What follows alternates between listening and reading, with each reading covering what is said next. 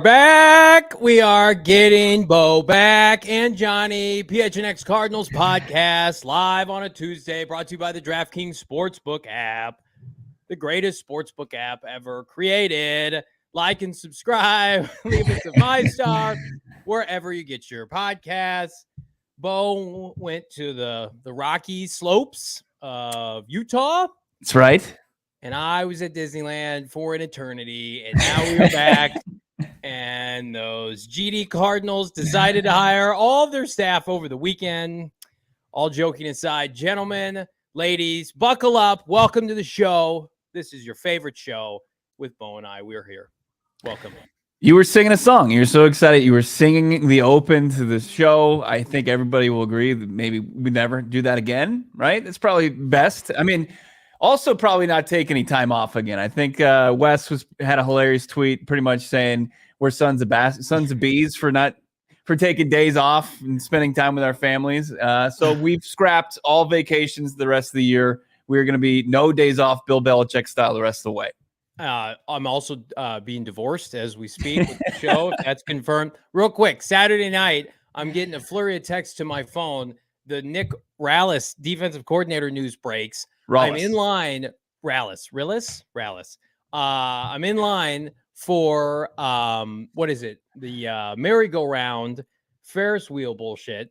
My phone's at 2% because we've used the Fast Pass on it all day, and I've also streamed, Kitty Patrol on it all day for my daughter who's 3. And I love you guys. Emergency pod coming? No, I can't do that from the Pixar Pier as much as I wanted to. I wanted to do an emergency pod so bad, but you guys have been patient. You've waited. We're back. We're back today. Bo and I ready to talk some Arizona Cardinal football. And listen, Jonathan Gannon gets hired. It feels like forever. It was a week ago today he got hired. And you had a press conference last Thursday. Dude's put together 75% of his staff and some surprises.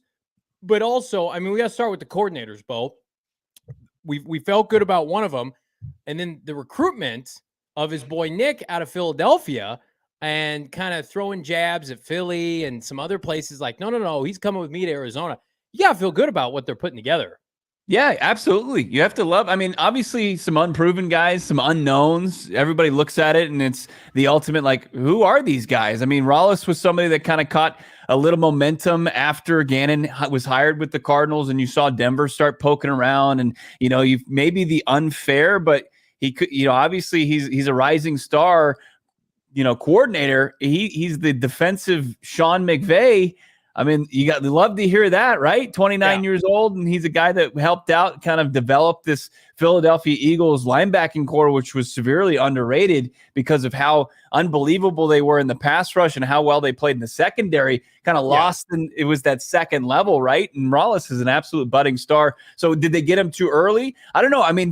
From Jonathan Gannon, he absolutely believes in these guys. The conviction that he has in his staff, and the banger of an article from Peter King was an absolute blowtorch to just firing this entire Cardinals fan base up about Jonathan Gannon, basically saying that Howie Roseman was like, hey, we're going to pay you head coach money. And he said, no, thanks. I want the opportunity. And he takes the Cardinals job. He says, I don't take this job unless Kyler Murray is a part of this organization. And then kind of him talking about his coordinators, for him to kind of believe in these guys the way he does. He says he's 100% convicted. As far as our guy Howard Bolster said that Petzing was tied to him at the OC position, and then Rallis is at the DC.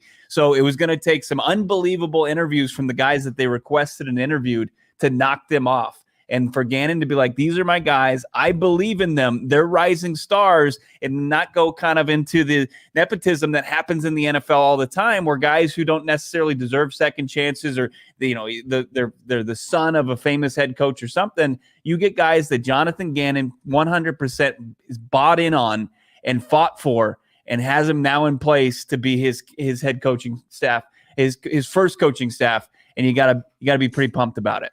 You don't want Bill Belichick's son and his mullet running the Cardinal defense? No, we want Gannon. Make it as weird, not for public faces. Yeah. Yeah. He belongs in somebody's basement somewhere. Listen, at the end of the day, you go with what you know. And if you're going to ride or die in this business, you want to be able to tie yourself to people you believe in. And we've got some sauces with Gannon, some of Gannon's peeps. And listen, we feel like they're going to add an assistant head coach of note to come in and kind of stabilize the damn thing and get some longevity experience with maybe one singular entity. But the rest of the staff, it's clear that we've heard, Bo, they want to get people in here to develop. They want to be viewed as Shanahan-esque, where you're churning people out for future coordinator jobs or damn near head coaching jobs every 2 to 3 years. Enough of this garbage of, let me just hire a bunch of experienced guys for the sake of hiring them to show clout within the league. You know, how'd that work out for Cliff Kingsbury, right? His staff, not very good. And so you've got, Jonathan Gannon basically saying, hey, I like these guys. I've worked with them before. I think they're smart. They're highly motivated. They're recommended. And of course, he was always going to have, I believe, first dibs on his defensive person. He ran the defense that had 70 sacks and 17 picks last year. Let me go get my coordinator from that group. We always felt like Nick was the front runner there, and it's great. Eat it, Denver, all these other teams that wanted to steal Nick and have him coordinate their defense, or even Philadelphia. Philadelphia's like, we'll let you be our DC. He's like, no, I'm going to Arizona. I'm going to go live in Arizona. I'm going to live in Paradise Valley or Scottsdale, and I'm going to help Jonathan Gannon because I believe in Jonathan Gannon. That's Nick telling you, Nick Rallis telling you, as much as I enjoyed this Super Bowl run, I am choosing to leave the Eagles for probably a lateral move or a promotion with Philadelphia to take a position of note with Jonathan Gannon. I mean, that doesn't tell you everything you need to know about Jonathan Gannon. You are nuts. Right. For all the people in Philly that were bitching and complaining about JG, he gets his linebacker coach to say, yeah, I'm a hot commodity. I'm leaving Philadelphia. Yeah, I mean, as far as Rallis, he was going to come out of the womb and be on third base, right? As far as the coaching womb, not get too disgusting here. I mean, he's on. I was wondering where you're going with that. With an absolute stud defensive lineup. I know that they've got to make some tough decisions about who they're going to pay from that team. They've got 4 free agents to be and on the defensive line itself, and of course, you got some guys in the secondary and in the linebacking core, but. They absolutely, there's going to be some guys that want to run it back, especially when they look at the NFC, and we'll see what happens with Hurts's contract. But man, I think that is a true testament to Jonathan Gannon and, these guys buying in on each other, right? I mean, Petzing, this is a relationship that dates back to their Minnesota days. They're a couple seasons removed from working together, and, Gannon identified him as a future play caller, and he's worked this way. He's got a very diverse background on the offensive side of the football. In Minnesota, he worked with the wide receivers, the quarterbacks. In Cleveland, he worked with the tight ends and now quarterbacks. And then he's bringing his own quarterbacks coach from Cleveland along with him, according to Josina Anderson. And it's just you have to appreciate that these guys, there's a belief in each other and an idea that they can build this thing from the ground up. This isn't like, hey, let's get these guys in. And also there's the open-mindedness, right? I mean, Jeff Rodgers is sticking around, and Jeff Rodgers is going to continue his role as assistant head coach and special teams coordinator. And I think that that's a solid move. I mean, the special teams, when they were rolling in 2021, was making plays, right? The first 2 weeks, they made 2 big plays that changed those games, and they pretty much dominated those contests. And then you've got, I think consistency from Rodgers' unit since dating back to 2018 when he was a part of Steve Wilkes' class. So he was a carryover from there, and now he becomes a carryover again from Cliff's coaching staff. It's not Jeff Rodgers' fault that Steve Keim wouldn't sign a goddamn kicker in late September, early October. The best compliment I can give Jeff Rodgers, his unit was not a liability. And when your unit's not a liability, you're a good special teams coordinator. Clearly. Producer extraordinaire Emma put together this graphic to help us walk us through exactly what's going on with the Arizona Cardinals budding staff. Here it is. This is what we've got thus far. Again, this is what's official. This is not confirmed with some of the other names out there. So, of course, JG running the show. We've got Nick Rallis, who's the defensive coordinator, was the linebacker coach in Philly. Drew Petzing, as Bo mentioned, the new offensive coordinator that has long been rumored with our guy Howard Balzer, our guy Benjamin Albright. He's been plug and play with John Gannon since day one, and then the aforementioned Jeff Rodgers. Then it gets interesting. Drew Terrell leaves the Washington Commanders, what I think is a budding position coach coordinator in waiting right now, a full-blown offensive coordinator in waiting, bails on Eric Bieniemy with the changes coming there and says, no, I'm going to take my talents to Arizona. This is basically confirmed. He's going to be their passing game coordinator. He's going to help Drew Petzing. He's going to work with the receivers and backs to help Kyler Murray and the passing game. Speaking of helping Kyler Murray, I'm going to jump down there. Israel Wolfork, which is one of the diversity and inclusion hires with the Cleveland Browns a year ago, was formerly at the University of Miami, position coach, running backs, receivers, this, that, and the other. Impressed the hell out of Drew Petzing last year. Was basically hand in hand with Drew Petzing as the quarterbacks coach with Cleveland. So Drew Petzing's like, I want you to come here and work with Kyler Murray. That's Israel's job. He's coming here, first-time QB coach, but not first-time offensive coach. Now his second NFL team in as many seasons. That's a promotion. So you got guys being plucked, whether it's Rallis, Petzing. These guys, yes, they're all first-time coordinators, but they're all being promoted for their exceptional work last year. Nobody's backing into this job, right? Nobody's backing into, well, you had the 29th ranked defense, Aaron Glenn or Vance Joseph. Let me give you the head coaching job. No. These are guys on the rise. This is what we hear from the McVays and the Shanahans that you want. You want to build internally. And I saw a comment here. I think it was from Gannon Ball. Tremendous comment. Cliff and VJ, Vance Joseph, were like divorced parents. Gannon and company are like a functional family. And right. There's a lot of truth to that. Yeah. Bang, bang, Gannon gang. Get excited about it. LFG also from Gannon Ball. You got to be pumped about it. Yeah, no doubt about it. And that's what Monty Austinford said. That was his mission statement. I mean, this was going to be a unified front. This was going to be from the top of the organization, from president and owner Mike Bidwell to the GM, to the coaching staff, down to the people who make the smoothies at the smoothie bar in the facility. Like, everybody was going to work together for the same goal, right? And that's to make their way towards the Lombardi Trophy. Now, they understand, and they're not naive like probably the previous regime. Like, they've got a lot of work to do. This is something that they're going to have a lot of blood, sweat, and tears are going to go on between now and the start of the regular season, or even, the preseason, that are going to be tough, and they're going to have to make some tough decisions, and they're going to have to embrace a full rebuild and surround, like Jonathan Gannon has said, their franchise quarterback Kyler Murray, that we're still looking for, a time frame on. But you have to like that these are people that are all buying into Jonathan Gannon and Monty Austinford's vision for the Arizona Cardinals. Let's take a look at some of these super chats real quick. KR Gordon, of course, saying F the mainstream media. I think mostly it's just Barstool's been taking some shots at it, called, Jonathan Gannon like a Pee Wee Herman lookalike, even though he's wearing a double-breasted jacket. Looked very suave, I think, in his introductory press conference. KR Gordon, thanks again for the $1.99 super chat. When OC and K1 are in sync, proves haters wrong. And Johnny, to your point, I don't know if you've said it on the show, but you've said it many times before. It's like Monty Austinford, Gannon, Kyler Murray, a lot of these people who are getting these coordinator positions that people are saying, who the hell are they? They're going to have chips right on their shoulder that they're going to want to answer and do it by this team succeeding. And you got to love that.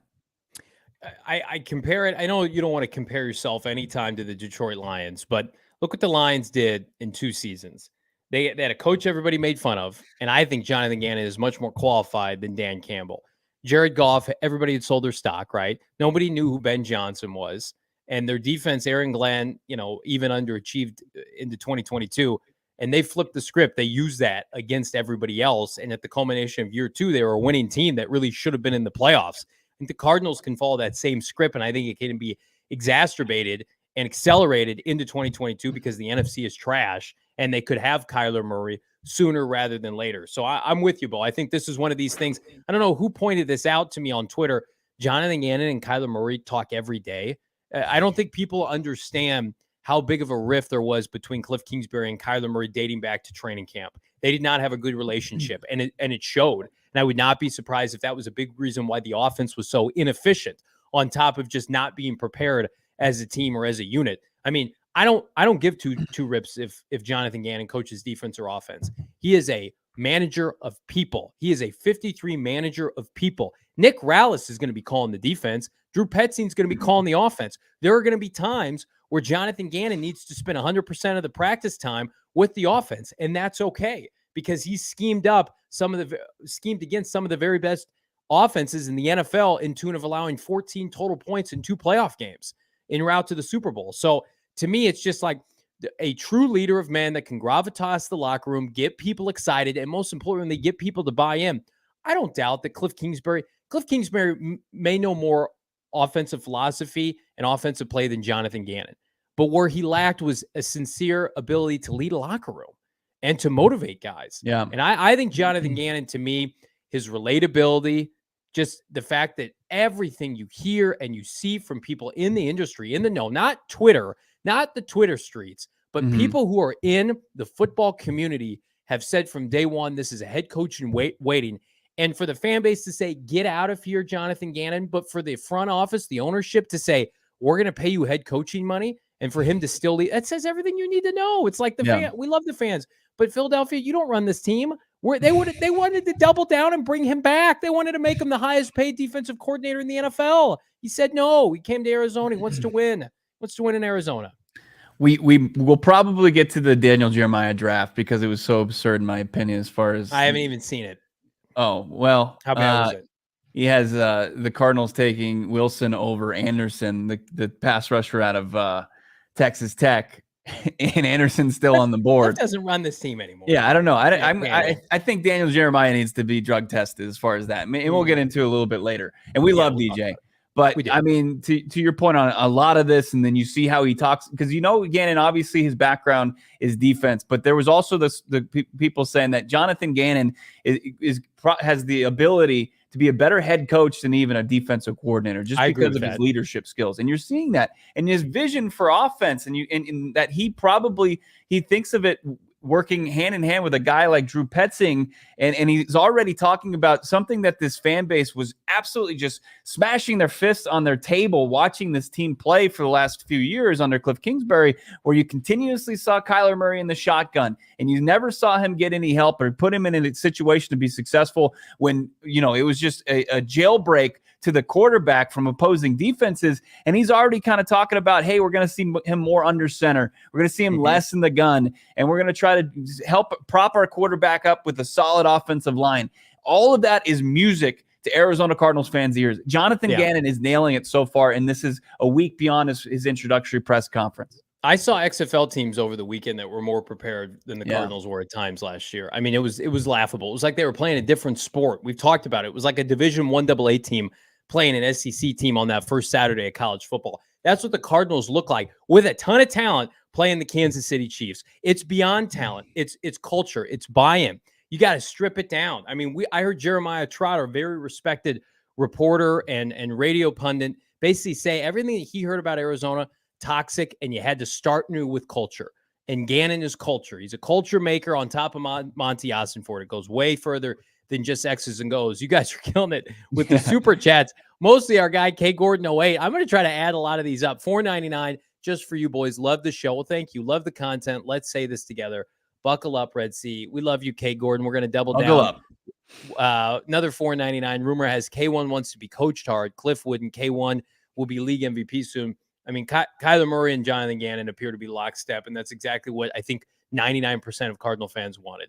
Because it's like, I can't entertain drafting a quarterback early. I can't entertain moving off of Kyler Murray, because we've seen Kyler Murray be elite. We know what it looks like. It exists. It's not like Daniel Jones, who wants $45 million. You're trying to talk yourself into his upside, which was 16 touchdowns this year. Kyler Murray, when he's cooking, is a league MVP candidate. So we should try to get that out of him instead of moving off of him or calling him damaged goods. And sometimes you need people just to put your arms around you, just like Bruce Arians did with a lot of this roster when he got here in 2013, Bo, and basically said, I know everybody thinks you're a bust. DJ Humphries, or not DJ Humphries, but you know what I mean. Carson Palmer. I know everybody thinks you're lost. I can turn you around and make you an MVP caliber candidate again. That's what the best coaches do. It's not, we're just going to start anew. We're going to get rid of all these talented guys. No, coach them up. Right. It's not these soft guys that went through the process this offseason. You heard about them, and they were deterred reportedly by the quarterback. It's like, you aren't worth anything as a coach if you think you can't look at a guy with a skill set like Kyler Murray and be successful, get him back on the right track. I mean, that is soft talking. If any of those reports are true. But we got more super chats here. Jason Sandoval jumping in here. What's he have to say? And all players at Gannon's presser speaks volumes. Absolutely. I mean, James Conner, Will Hernandez, who's a free agent to be. You had DJ Humphries in the room. You had Byron Murphy and Rondell Moore and Kyler Murray himself. There was a huge contingent of players.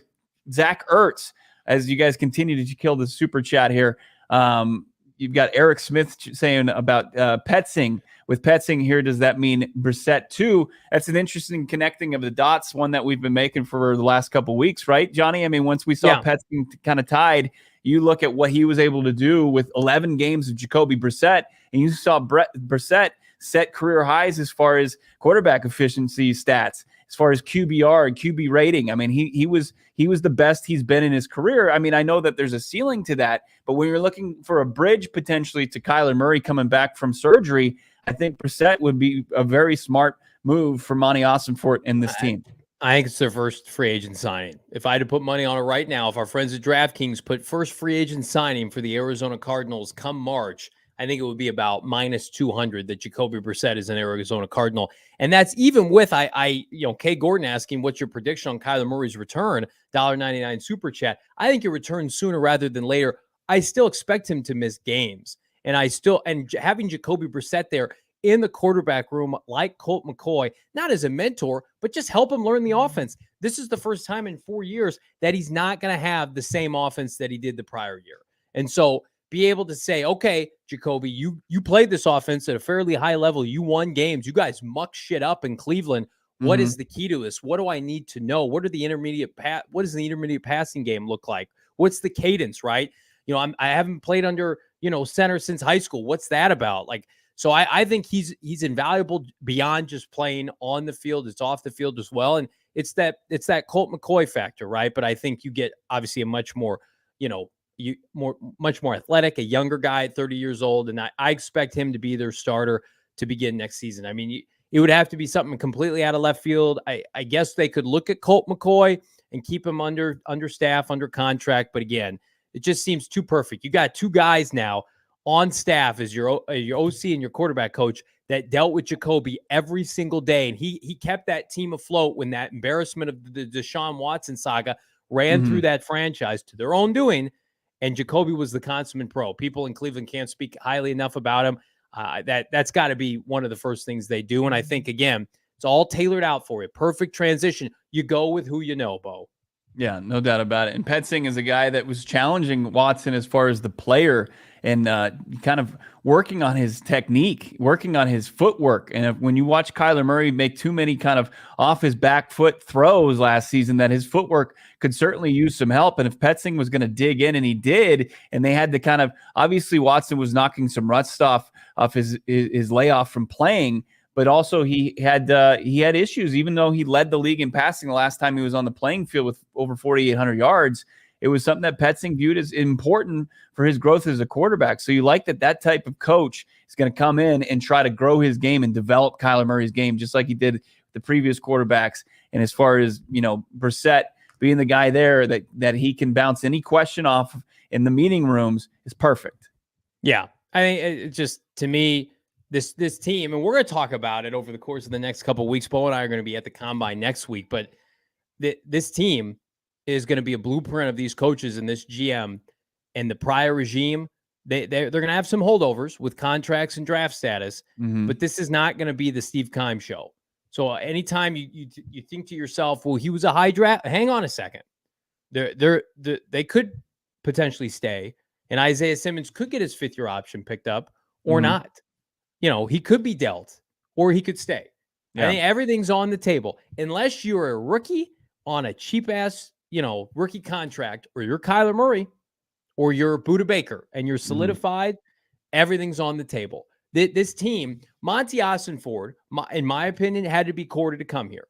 And then he had to court Jonathan Gannon to come here and get him excited about that. He's not doing that to say, well, then you got to go with what this prior regime just failed at doing. They're going to want to do what worked for them. And what worked for Jonathan Gannon was, a generational defense in Philadelphia. Now, if there are pieces here that work, then okay, I can implement Isaiah Simmons. I can implement Zaven Collins, and maybe, Bo, they give him a year to do that. Yeah. But I feel go ahead. Finish your thought. I feel like the number one of the top questions we're getting on Twitter is, what's going to happen with Isaiah Simmons? And I would just say, there are numerous linebackers who started for Philadelphia who were mentored by Nick and John who are free agents. And I would say that is, if I'm Isaiah Simmons, I better be at every workout. I better be at every OTA. I better be on the phone trying to learn the playbook. because if not, you make yourself expendable real quick. That's not a threat. It's just Isaiah Simmons was the 8th pick in the draft. I was talking to our guy DJ White off air today, basically stating, if you're going to pay Isaiah Simmons, you're going to pick up a 5th-year option, you're going to pay him, he needs to be top 5 at his position. And if he's not, that's wasted money, especially for an off-the-ball linebacker. You can go out, you can justify Byron Murphy, corner, Zach Allen, defensive line, premium positions. But we just saw with the Chicago Bears not want to pay Roquan Smith, who had made Pro Bowls. So Isaiah Simmons, this is I would say a rocky time. Wasn't at the press conference. Let's just try to read between the lines here. I know he didn't have a great relationship with Vance Joseph. Like, what is he? Austin Fort, Gannon, they're going to have to figure that out, or could be time to move on. Look, they want guys that love football, and you got to figure out where he stands as far as his passion for the game. And they're going to weed, those guys are going to get weeded out. The previous regime didn't give a shit about it. No. You showed up and you looked like you were doing your job. That was fine enough for them, and they were complacent, and that was a big issue with this team.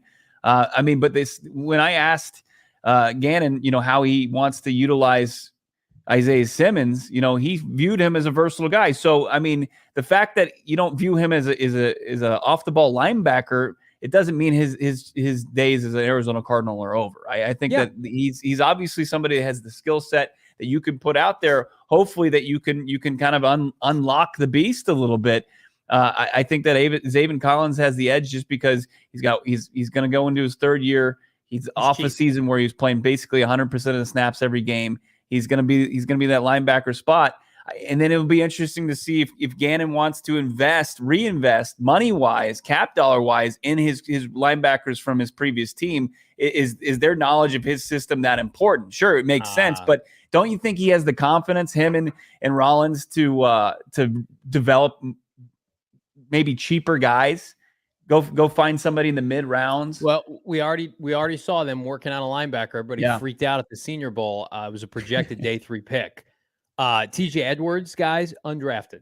He wasn't drafted. He had a higher PFF grade, which is not the end all be all, than Zaven Collins and Isaiah Simmons. And if you guys want to say, machine. Yeah, he was unbelievable. 60 tackles and 10 of them were behind the line of scrimmage. He was a beast. They prioritize pressure, defensive line play, and cover guys. Darius Slay and James Bradbury. That's what they believe will win. Now, I still think there's room for a stud, Fred Warner, inside linebacker, to go sideline to sideline. But to me, it's just this prior regime, what did them in was poor draft and developing. And part of that was horseshit evaluations at positions that don't really matter. And at the end of the day, didn't prioritize what does matter, which is line of scrimmage play. Go look at Tennessee's roster. I did a deep dive when Austin Ford was hired. How many high draft picks or high free agent dollar linebackers are there? 0 on the team.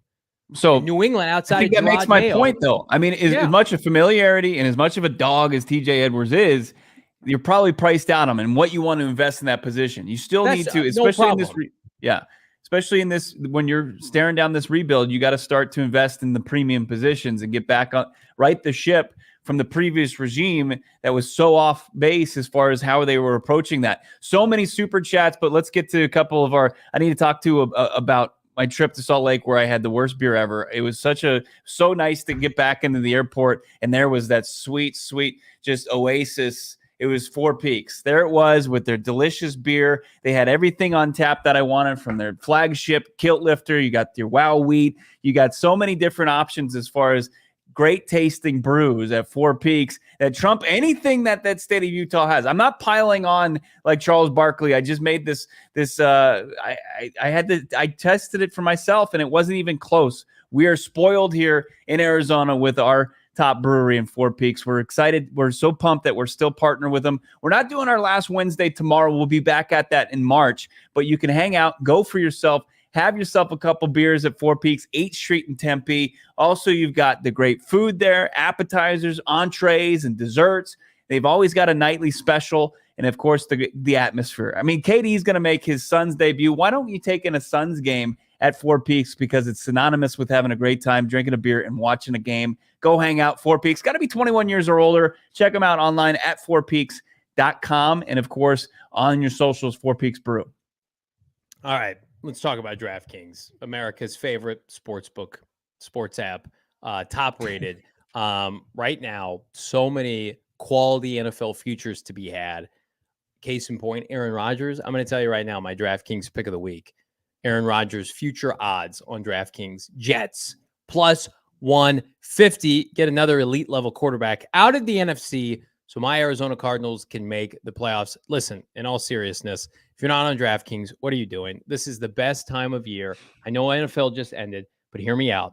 Pretty soon, we're going to have a boatload of NFL draft prop bets that you're going to be able to get right around the combine. I think that's when they dropped last year. You're also going to be able to get first pitch baseball. You're going to be able to get, I don't know, a little thing called March Madness. My guy Bo just talked about Kevin Durant debuting as his son.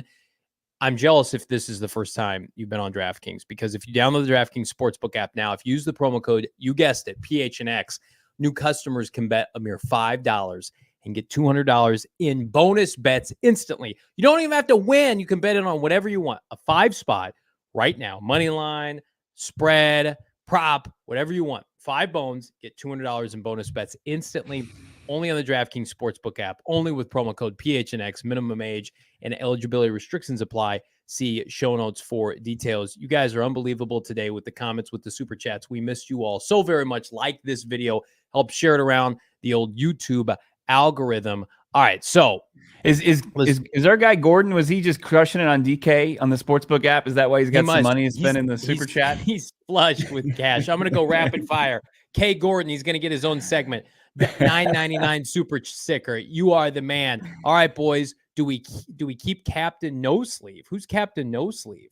Is that Will Hernandez? Is that Justin Pugh? I don't know who Captain No Sleeve is. Is he on the defensive line? I'm trying to think. I don't know. He also mentioned he's still in the chat, so he can follow up. So we'll see. Couple more bootlegs. Exclamation point. Please God. Russell Wilson-esque in his peak years in Seattle. Also, Johnny, first signing was a tight end from Philly. You love to see it. They poached somebody off their practice squad. I think Cardinals tight end room is going to be one of the best units on the team next year. That goes without saying. And then another $1.99. What makes me like JG the most, goes out and gets an OC in DC right away. Yep. Like true OCs in DC. Like Cliff never really had a play caller. He called the plays. And then Vance Joseph, he was the defensive coordinator, but he was kind of parading it around as like the co-head coach. Like everybody's got clearly defined roles. K. Gordon, now they're $1.99. He's talking about Buddy Morris. Rain super chat. Yes. Buddy Morris. We don't know if Buddy Morris is coming back. There have been some people who said he's the heart of this team. We got to get him back. But also a lot of people, I might be in this camp. This team gets hurt a lot. Maybe get some new people in there running your strength and conditioning program that are like, I don't know, up on tech a little bit here. Let's do some nutrition stuff. Again, not knocking Buddy Morris. It's just like that guy putting together the turf for Super Bowl 57, the sod father, and the people are out there tripping on shit. Like, maybe let's get some new folks in here. I mean, speaking of the sod father, I hope that Jonathan Gannon's one of his first moves was to be Bane in The Dark Knight Rises and just blew that turf out just to smithereens. There's just a giant hole right now, and they just have to recreate turf so the Cardinals don't have to spend another training camp and season on that bad turf. Trenton Smith hit us with a $1.99 sticker. Big thanks to Trenton Smith and everybody who's hit us up so far as the super chats go. Somebody asked me if I spend as much time at Four Peaks as I say. Look, you don't have to. You can go find it in your grocery store, as far as at your convenience store. You can find Four Peaks beer anywhere, and I can tell you that I enjoy it on a nightly basis. No doubt about it. Jean-Paul, we had a lot of hold-ins. The training camp last year was a joke. Nobody practiced. Bo was there every day. Country club, they were serving mimosas on the sideline. Legitimately, nothing was accomplished other than Greg Dortch kicked ass in training camp. Then he kicked ass in the preseason. And when he was allowed to play and out of Kingsbury's doghouse because Rondell Moore got hurt again, he got to play and prospered and was their best receiver outside of Hopkins last year. There were 2 hold-ins, and how do you evaluate them? After the season, as far as Marcus Golden, it didn't seem like it was worth it to go back to the negotiating table. But at that point, there was nobody that they had on that roster that was a proven pass rush commodity.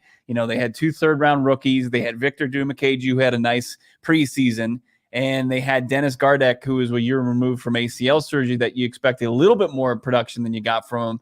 But no, I mean, so they negotiated at least another year with the junkyard dog, and then you had the illness from DJ Humphries. He signs the deal. He's miraculously healed, and then you only get half a season from him this year before going on IR with a back injury. K. Gordon's out of his mind. You are the man. 1999. We love you, K. Gordon. 08. Rando 20. Just love this cast, man. Johnny and Bo, good with my jokes. We love everybody. But report the earliest card news. This is the #1 place for card news. Subscribe. Well, I appreciate that. First of all, very generous. K. Gordon, how about some cards news from some sources over the weekend, talking with people close to Jonathan Gannon. Here's a little insight, maybe that you haven't heard from anywhere else. We can confirm Brian Flores was never officially offered the job with the Arizona Cardinals. That did not happen. So whether or not there was some misconception in the media, we were obviously down that day that that Brian Flores was not in the mix any longer. But Bo, as we talked about off air, maybe he was kind of reading the tea leaves that it was Gannon's job to lose at that point, even that late in the conversation. They had been waiting for Jonathan Gannon's team to lose in the postseason. Yeah. The Eagles just kept winning. I think it's conceived, had the Eagles lost to, it's laughable now, but the Giants or the Niners, he would have been named the coach a hell of a lot sooner. He had been putting his staff together. You don't hear names about his staff unless they had a plan in place that they were going to attack. And so, I mean, it makes you think like the Sean Payton saga, that was probably a ruse, just doing your due diligence. It had all been leading up to Jonathan Gannon. So if you hear people say, well, they got their last choice, I think, is it naive to say this was their first choice, Bo? It seemed like it, right? I mean, Albert Breer's reporting and then Monty Ossenfort confirming that at Jonathan Gannon's press conference that he had identified Gannon last summer when he started to prepare to become a general manager when he was working on the Titan staff. And he was somebody that had the it factor. Gannon was, according to Monty Ossenfort, and that they had a lot of things in common as far as how they viewed how to build a franchise. So it seemed like he wanted to hold out till at least he spoke to Gannon. And if Gannon, it really feels like Gannon was the leader in the clubhouse and guys like Lou Anarumo had to blow their doors off. And he did, to even really get consideration to become a finalist. And that's impressive. That's a testament to Gannon. But you also really have to that Gannon, the biggest thing when he was hired is like, oh shit, where do they go with the coordinator position? And he quickly answered that. I mean, he went right into it. He said within those 48 hours, obviously he talked to the coaches that were on the staff, Cliff's staff, and figured out what to do with them. We still are waiting the fates of guys like Spencer Whipple and Cam Turner. I would assume that they probably don't come back, right? I don't have anything as far as that. Just looking at how things have kind of transpired with this, and Rodgers has come back.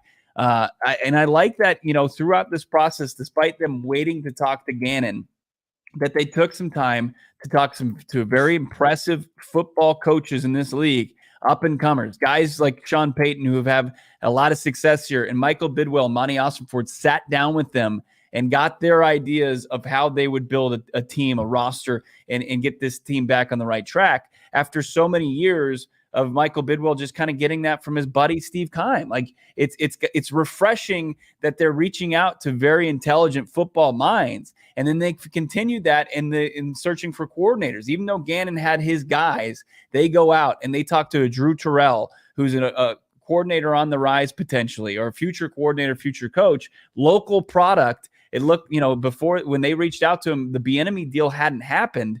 Right. And then he became available, and just having a conversation about an OC job, you were able to get him for another job, and you got to kind of help your coaching staff by putting another impressive individual on that staff. It's just, I think it's chef kiss to Gannon early on so far in building the staff. But I do agree too. I think that some experience is how he's gonna finish this thing off. Yeah, and let's talk about that right now, because I know a lot of people, Mike Zimmer was floated out there by our own Howard Bolster. We've been talking to some people in the know. I don't know who the name is going to be.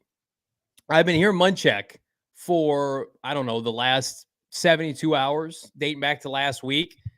I didn't know if he was going to come on as the O-line coach, but now they have a new offensive line coach. So does that eliminate his position? I wouldn't say that that's necessarily the case.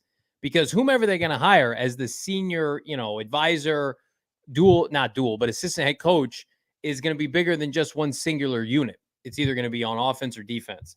they're going to hire an assistant head coach of note, somebody that has come through the NFL ranks, maybe that's been a head coach before, that Jonathan Gannon can lean on. I think it's good to have Jeff Rodgers there for some familiarity with the Arizona Cardinals. Not that you want to mirror too much of what the prior regime did, but I think we're going to get a coordinator or head coach X of note to come here and be Gannon's default, one of his default number twos, a kind of a floater senior advisor. I don't think it's a home run that it'll be Zimmer. That's an interesting dynamic put out there by our guy, Howard Balzer, because Gannon and Petzing for the longest time reported to Zimmer. So this would kind of be a restructure of all that. And you got Zimmer, with the unfortunate tragedy surrounding his son in November. Does he want to jump back into the rigors of the NFL? He was a special advisor to our guy Prime with our folks over at DMVR with the University of Colorado. Does he stay there? And then, I think there's Pat Shurmur's being thrown around in there. I think Munchak would be a huge get because of what he could do. And we've got a first-time offensive line coach. So they're going to get somebody to come in. I'm already impressed with the staff, though. And my original point was going to be, we talked about this on this show. If you guys remember, we felt like it was going to be Petzing's job to lose as OC. And the rest of these interviews kind of felt like feelers to come join the staff in other ways. And that's what you get with Drew Terrell.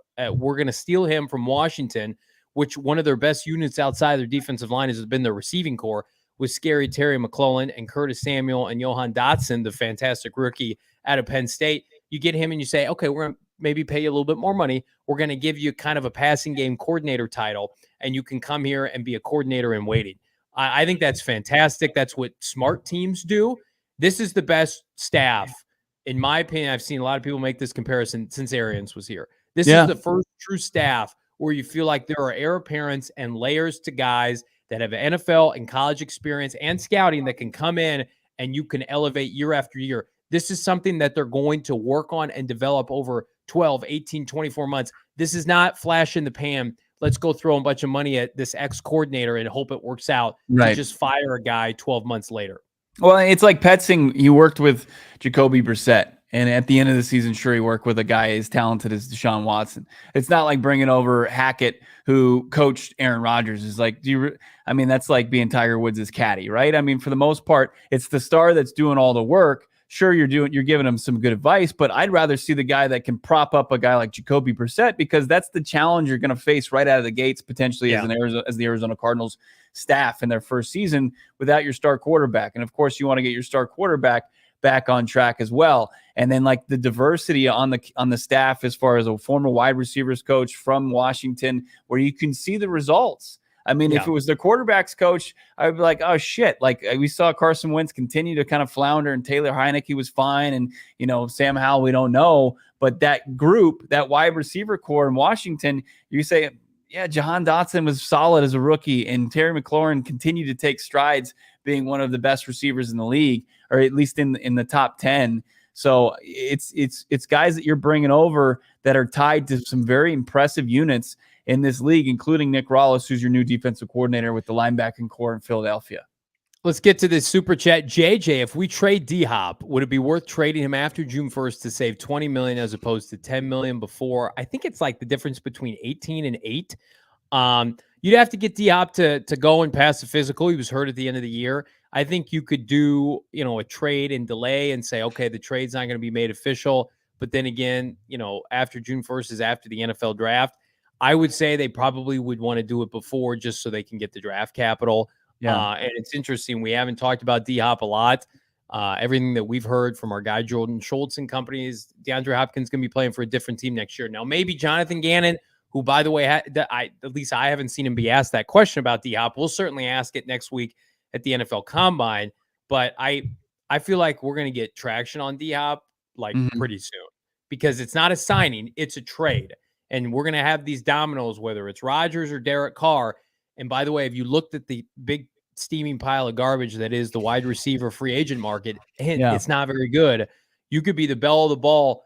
We remember when the D-Hop trade got done, it was at the Combine with Steve Keim and Bill O'Brien once upon a time. Does the D-Hop trade out of town get done next week, Bo? That's a good question. I got an interesting email. I get odds updates straight to my email, and this one was via bookies.com. And DeAndre Hopkins, his 2023 team odds now, the Arizona Cardinals are the favorite. And that's Really? gone a long way. So it was what our GM Saul, I think, got him at plus 2,200, 1,200.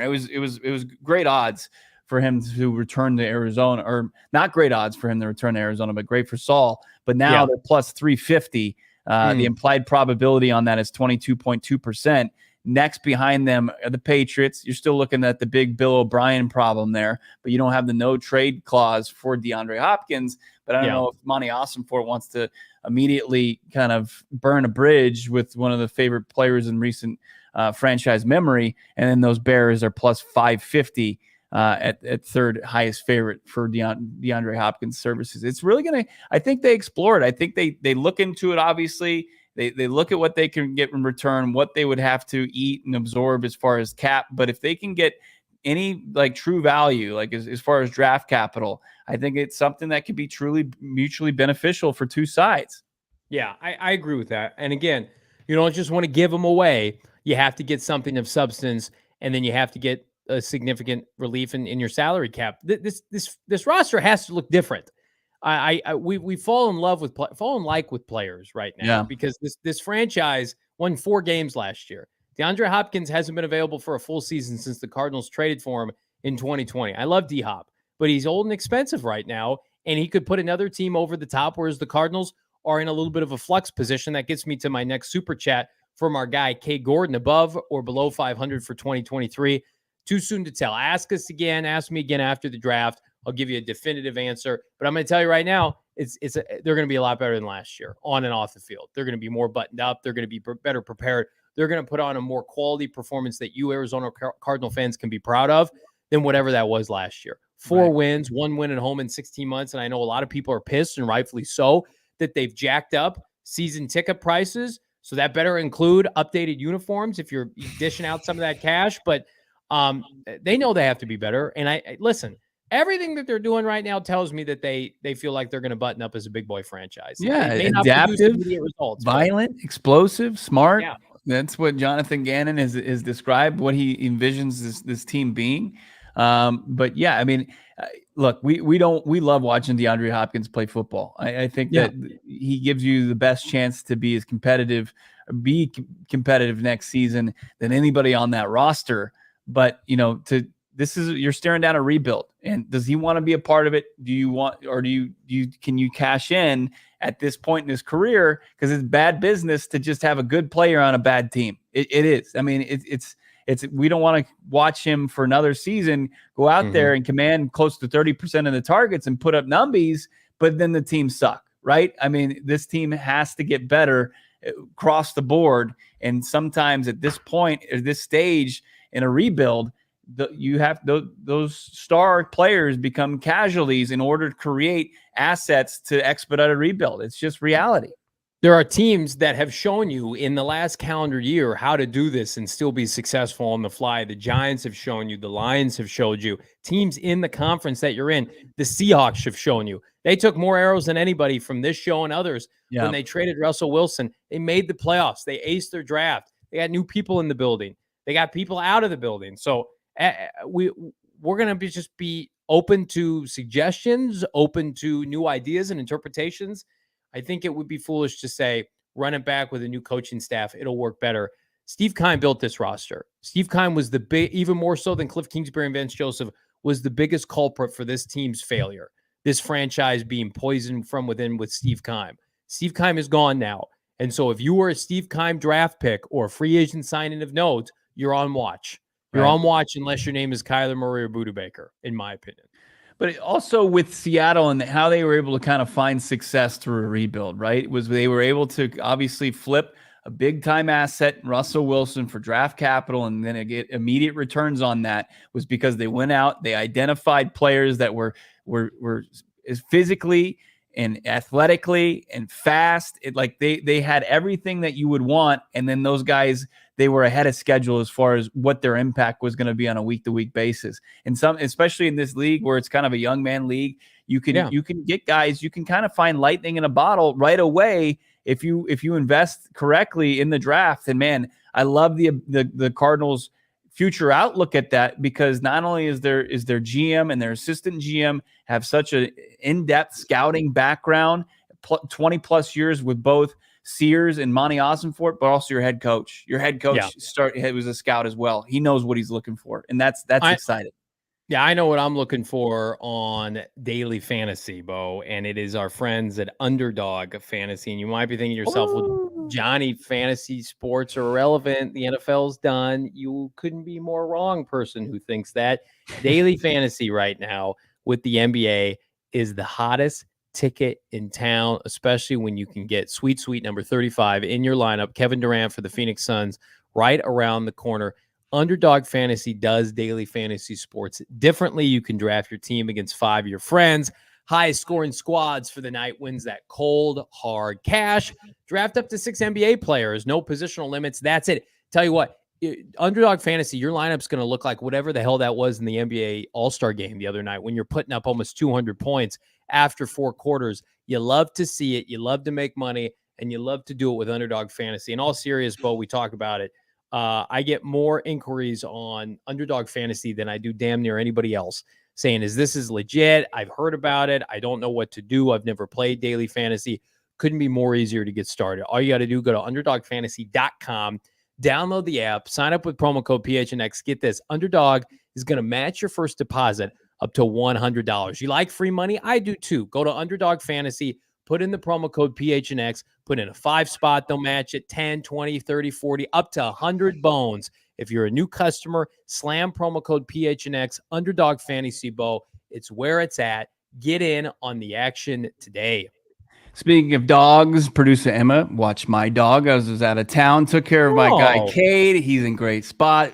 Emma's a rock star. She also noticed our living room setup, which is unbelievable, thanks to my wife and thanks to more furniture. We took advantage, of course, of their white glove delivery. They delivered it. They put together. They got rid of all the trash from the packaging, got rid of that, and put the furniture exactly where we want it. So our living room's dialed in, our bedroom's dialed in, our kids' room, it looks great. Our guest room now, it's almost there. We're going to take advantage of a lot of the offers that they've got with More Furniture. You check them out right now, morefurniture.com. You can look at some of their customizables. You can chat online, live local chat there. You can go into their store there, 44th Street, McDowell. You can check out their limited time doorbusters. There's a couple chairs. They've got the power recliner that we actually have in our studios right now where we kind of lounge and watch games here. They've got that on sale for less than $500. You got to check it out, morefurniture.com. That's MOFurniture.com,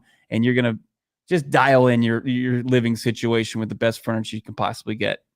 Right on cue, our friends at Pro Football Focus, Brad Spielberger, put together 5 trades to watch out for the 2023 NFL season.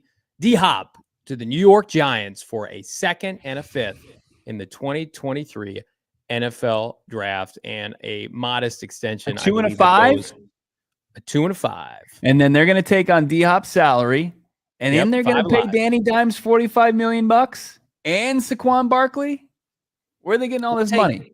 Well, they're going to cut Kenny Galladay's ass because that guy has been, but he's been terrible. The Giants, I mean, who are they even paying? They're going to let Saquon go. I think that their team isn't good. You know who's good? Brian Daboll's good. What do you mean they're not good?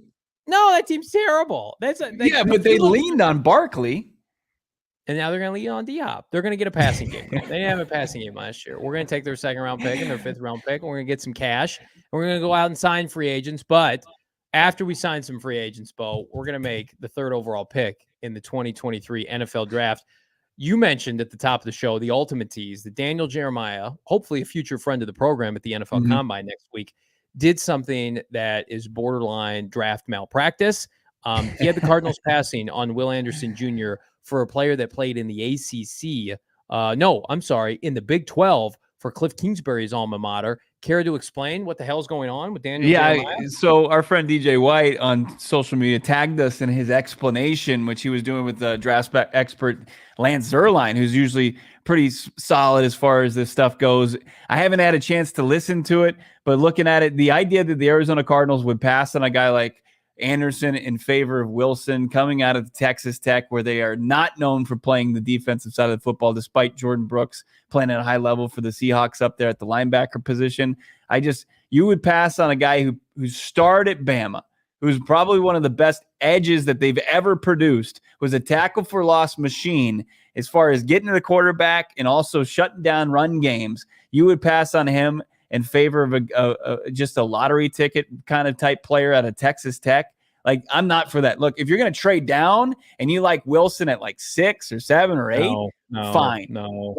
Come on, man. No. At least open your mind to something that way. But if it's they're sticking and picking and they like Wilson over Anderson, like I've said already numerous times, I trust Monty, I trust Sears, I trust Gannon in their scouting ability, but I'm skeptical if they would choose a guy like Wilson over Anderson. Somebody needs to tell Daniel Jeremiah, Steve Keim no longer works for this franchise. We're not doing Andy Isabella versus DK Metcalf anymore. It's not Panera Bread University over the SEC. The third overall pick needs to be an SEC ass kicker and Jalen Carter or Will Anderson Jr. And I will tell Monty Ossenford as much next week. I'm going to say you can only draft 2 players in this first round that are here right now in this building, Monty. And I think you know who the 2 players are, because they're huge men and they dominated and they kicked ass like only they could. That's a joke. I'm sorry. I can't even entertain that. So it's not a good sign when you do a mock draft and then you have to quote tweet it or give an explanation after the fact, because it's so egregious. We are blessed beyond belief that the Cardinals got and earned this third overall pick. And, you know, the Seahawks floundered at the end of the year and won games they weren't supposed to, and this, that, and the other. We got the third overall pick. We celebrated that in week 18 last year. And on top of it, it's a loaded quarterback class. Quarterbacks are going to go before and after the Cardinals. Even the Cardinals and their rigid, uneven draft history cannot mess this up. It's the perfect time to have a new GM and head coach.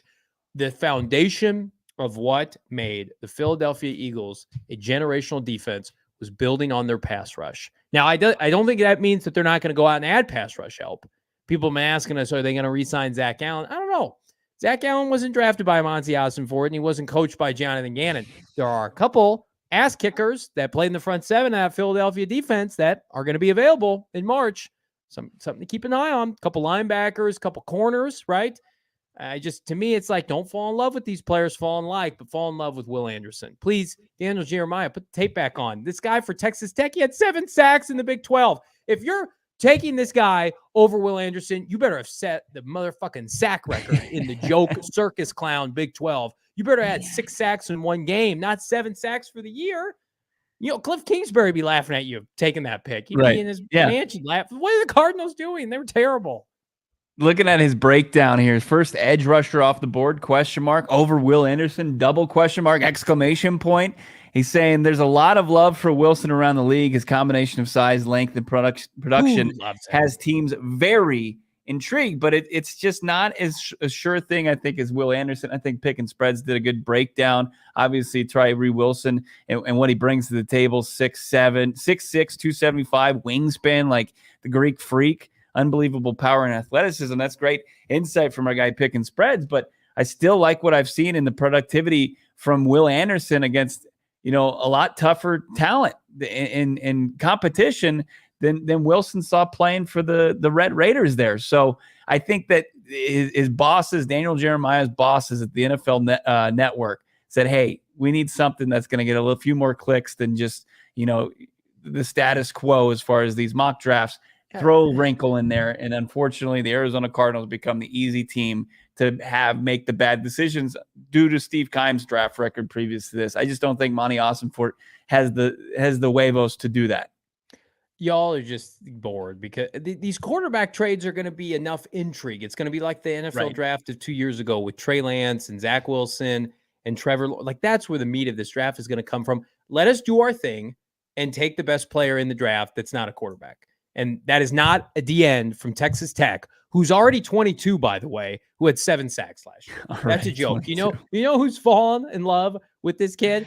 People in the top 10 in the back half. We're in the VIP. They're in the line outside waiting. It was like me in Fast Pass trying to get on and moving past all those people at standby at Disneyland. It was like me right through getting on Splash Mountain and stiff arming all those poor bastards. 60, 70-minute wait times. They're drafting people from the Big 12. Not me. I'm getting SEC talent. All right, what I want to do, we got so many super chats. You guys are fantastic. We're going to do super chat rapid fire, and I'm going to click the buttons, producer Jacob, because that's Emma. Emma. I thought So Jacob was here. Emma's here too? Well, Emma might not want me pushing buttons here. Yeah, I know that. All right. She hates your guts right now. All right, I'm not here. Go ahead, Johnny, go ahead. Yeah. Just make sure you get through all of them. But yeah, I will. I love all these peeps. All right. Rapid fire. $1.99. Brother Numsy. We got to fix our cornerback room and our wide receiver room. Lot needs fixed. Yeah. This team needs fixed. I'm interested as far as those rooms. Obviously, the artist formerly known as Robbie Anderson, he's gone. What happens, though, with a guy like Greg Dortch?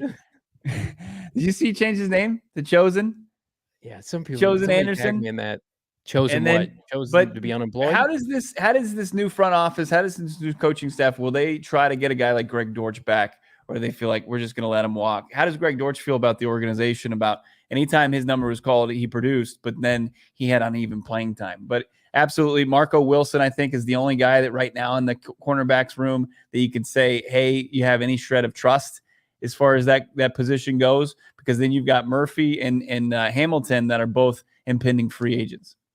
Brother Numsy again, our guy, $4.99. Thank you so much, Brother Numsy. Bo, just joking about the Four Peaks JV. Get us some receivers that want to ball out. How about get us some receivers over 6 foot? You can send me any scouting report you want. The first thing I'm going to check on the scouting report for a wide is his measurables. How tall is he? Yeah. Because I have a complex now. If a receiver is my height, I don't want him on the Cardinals. At 5'6". Thank you guys so much, by the way. Posting a nice photo with my wife, my lovely wife at Disneyland, and everybody's like, "Did they let you ride the rides?" Okay, cool guys. Cool guys. Can I just have a day off? All right. Johnny, 5 for Johnny to crack a 4 Peaks throughout my fridge waiting for me. K Gordon, we love you, brother. $4.99. K Gordon or Brother Numsy again. K Gordon, bro, ham, chill out. You're not a Cards fan. He is a fan, and he's a fan of this show. As are you, Brother Numsy. $1.99. We appreciate you. K Gordon back. What's the chances of one of you accepting one of my game ride on the season tickets? We jump on a podcast. We would love that. We're pretty busy on game days. Bo's at the stadium. I'm hosting post game with our guys, Damian Anderson and Frank Sanders, but we'll be there. We'll be there in spirit. Hold down the fort at State Farm Stadium. We need more people in Cardinals gear at the stadium. K Gordon again, different world for Bidwell. Bo, what we do feel for his future and how he handles his franchise in the future. Michael Bidwell, what grade would you give him for this offseason, Bo? I'd say B-. Yeah. It still has some room for improvement. Absolutely. I mean, we're just getting started. I mean, speaking of which, I mean, we own the offseason and we've done it so far, and we're going to continue to do so with our coverage from the combine. But how they're going to scout the combine, how they're going to work the draft capital they have and the assets that they have, and trying to get this rebuild started and off on the right foot. And then we'll see how they approach, obviously the free agency. You already started looking at a couple linebackers from Philly, look at some defensive linemen from Philly, but I think that Bidwell and this organization has a great chance to kind of bolster their grade for this offseason with a long way to go. I think Michael Bidwell is done. B+. Wow. He's eating a bunch of money. And he's hired an external GM and head coach, an assistant GM, new people. New people gives you a B+. Let's see if he can finish the offseason with an A. Brother Numsy, again, I want to see Marco have another great season before I give him props. Opposing QBs are going to still throw at him. My best compliment I can give Marco Wilson, he was good this year with no pass rush outside of J.J. Watt. You get a real pass rush here, Bo, in the form of Will Anderson or Jalen Carter plus some free agents. I think we're going to see Marco Wilson have a career year in 2022. Yeah, but I'd like to see how they kind of work around him, what the group he's working along with. Yeah, both up front and in the defensive secondary. Does this front office? How do they view Murph? How do they think? How much would they be willing to spend on Byron Murphy? Or do they say, hey, we're gonna go spread that money out on a couple guys? And I wouldn't be against that either. Can't get paid if you don't play. That's my MO. He doesn't really have that big of an injury past. He was hurt the tail end of 2021. Recency bias. His hip was bad. Jonathan Gannon can't coach because of the second half of the Super Bowl there? No, I'm saying in 2021, he played, but he was hurt. And then this year he got hurt. But really, was he hurt? But when he did play, he was legit. So is Jason Verrett, and poor guy can't stay healthy. I mean, it all depends on the money. But I'm with you. I would want Byron Murphy back on this team. more so than Zach Allen. K. Gordon, $1.99. Someone is telling me to stop spending money. Never. Never. But you can post comments without super chats. We still love you, brother. It's Eric the only way Smith, Johnny can go to Disneyland is if you keep on fueling it by. You think I get this funding money? Bullshit. I get this money. I've never seen a dime from the show, but we love PHNX. Eric Smith, $2. We won't pick at number 3 again for a long time. I hope not. Please. I hope not. Hope it's 23 next year or 32. I trust this front office because I didn't trust Steve Keim, and he's gone now. Bo, does my price tag today get a hat? Laugh out loud.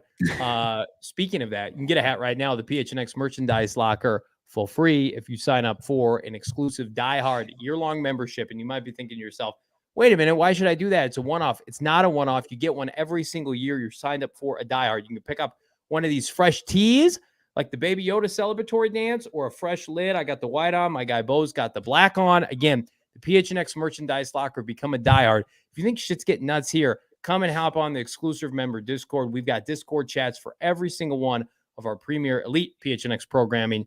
Do it today. Become a diehard. K. Gordon is a fan, and he just loves the show. We know that, K. Gordon, and we love you too. He's asking again, how about a 4-minute guest spot? Love the show. Just want to give fans perspective. You've been like a co-host today, K. Gordon. I can tell you that right now, my brother. Brother Numsy, I don't know about 4 Peaks, but Bo, I love them. So easy or OG's fam. Man, yeah. I don't know. So easy. OG's fam. If we trade D-Hop, let's get another first and a second. Tall receivers. Yeah, I know our guy KR Gordon's going to be looking. He's going to be looking at his bank account like Johnny after this weekend. He's like, where did all my money go? Went on churros and Star Wars land. I ate my weight in churros and everything fried. You know, we're walking around and man, it's like you want something. Number one, you got to pay out the ass for it. Number two, it's not good for you. Right. And so my parents are there and they're like, oh, can we get a table? Can we reserve a spot somewhere? And I look at my app and it's like 60 days in advance to get a table. Pirates of the Caribbean, you want to go eat inside by one of those floaty devices and it's 60 days in advance. Oh, that's cool. But yeah, so we ate. You want to go? You want to go eat by a fake pirate? You have to go. People on Disney now reserve long in advance and pay just an astronomical amount of money. Do you think you also Gordon celebrated a birthday over last week, right? I did. No one cares. Yeah, happy birthday to our fearless leader, Johnny Venerable. Happy B-Day, man. Thanks, bros. I would have preferred to have spent the part of the weekend with all of you guys, my brothers and sisters, PHNX Cardinal fandom. This is my safe place. But yeah, where's Jordan P wants to know where's Frank at? Frank and Damian. Hopefully we see them sometime this offseason. Certainly going to see them next fall with our kickoff show. But it's just Bo and I holding down the fort. We're going to be doing that, by the way, at the NFL Combine next week. If you thought our Radio Row coverage was something, wait till you see Bo and I operate from Indianapolis next week. We're out of the desert. We're into Indy. And Bo, we got a lot of questions for some folk in Indianapolis, mainly Austin Ford and Gannon.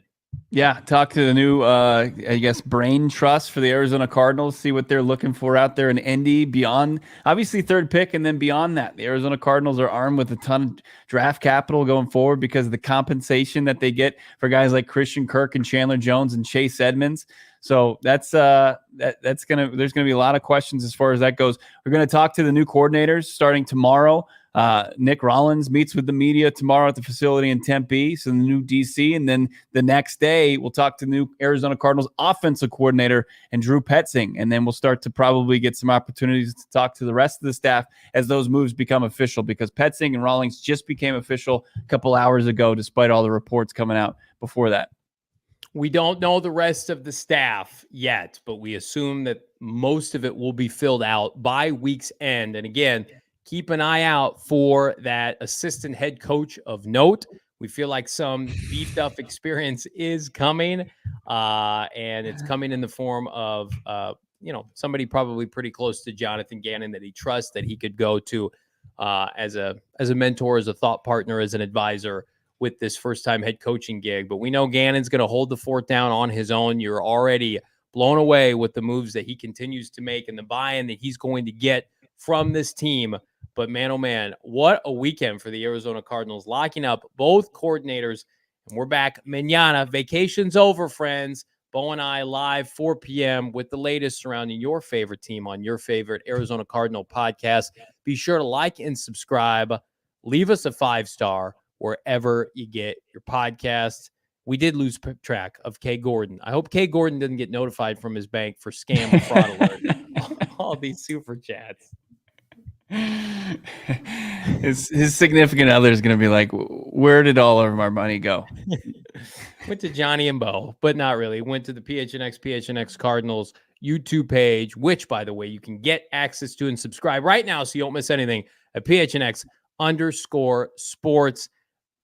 Good time to be a Cardinal fan. Hadn't felt like a good time to be a Cardinal fan for like the last 6 months, Bo. But yeah, we'll have the takeaways from Rollins' press conference tomorrow. Of course, you got to follow us on the socials for all the video and quotes coming from the new DC for the Cards at PHNX_Cardinals and PHNX_sports. Make sure you're subscribed to this channel. Got great content coming your way. You don't want to miss out on any of that. One last time, let's wish Johnny Venerable a happy birthday. In order to do that, best way you can do it, smash that like button. That's what he wanted for his B-Day, was just a like from you. And 200 yours. likes. That's the best birthday gift you can give me. Give me 200 likes. So look for all that content coming your way as early as tomorrow. For Johnny Venerable, producer Emma, thanks for tuning in. We'll talk to you mañana.